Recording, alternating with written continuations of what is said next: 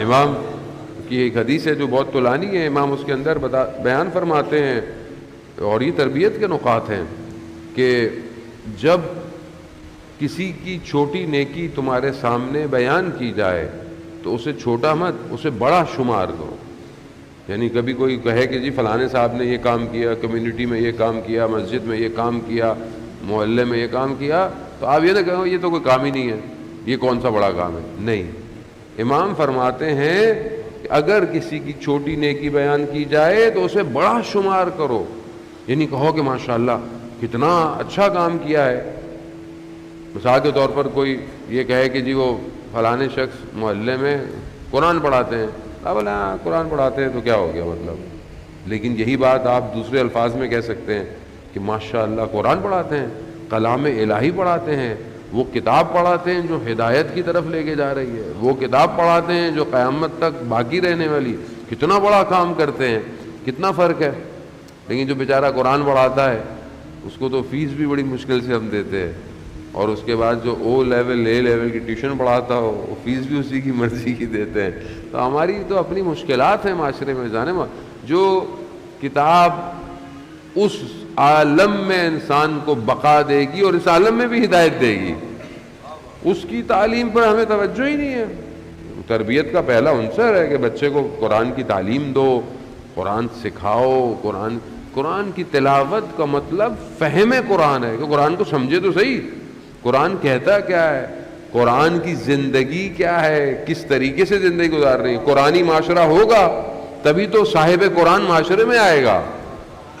جب آپ کا گھر قرآنی نہیں ہے تو وہ کہ جو ناطق قرآن ہے وہ کہاں ہمارے گھروں کی طرف توجہ دے گا.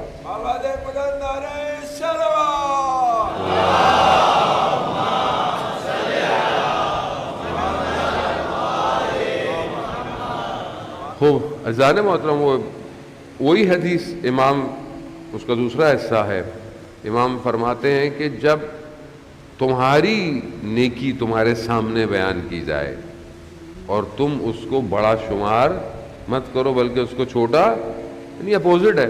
کسی اور کی نیکی بیان کی جائے تو اسے بڑا کہو کہ ہاں بڑی بڑی بات ہے، لیکن جب تمہاری کوئی تعریف کرے تو کہو کہ میں نے کوئی بڑا کام. یہ کتنا مشکل کام ہے. جب انسان کے سامنے کسی اور کی تعریف کی جاتی ہے تو آدمی کہتا ہے کہ بھائی میں نظر نہیں آ رہا آپ کو، اور جب انسان کی اپنی تعریف کی جائے تو انسان تو بس کہتا ہے تو کم تعریف کر رہے ہیں آپ. اور کتنا مشکل. اور مولانا کے آگے تھوڑا مشکل ہے ویسے. کسی مولانا کے آگے کسی مولانا کی آپ تعریف کریں تو وہ عجیب سا ہو جائے گا. تو یہ مشکلات باطنی ہیں یہ عزیزان محترم. مگر آپ دیکھیں کہ کیسے علماء تھے. شب جمعہ بھی ہے، خدا بہرحال علماء کی بھی درجات جو ہے وہ بلند فرمائے. شیخ عباس قمی کی جو صاحب مفاتی ہیں، مفاتی الجناح، آپ کو پتہ ہے کہ دعاؤں کی زیارتوں کی کتاب ہے، کمپائل کی ہوئی بک ہے، لیکن کتنی فیمس ہے پوری دنیا کے اندر. آپ دیکھیں ہر زبان میں ٹرانسلیشن ہے.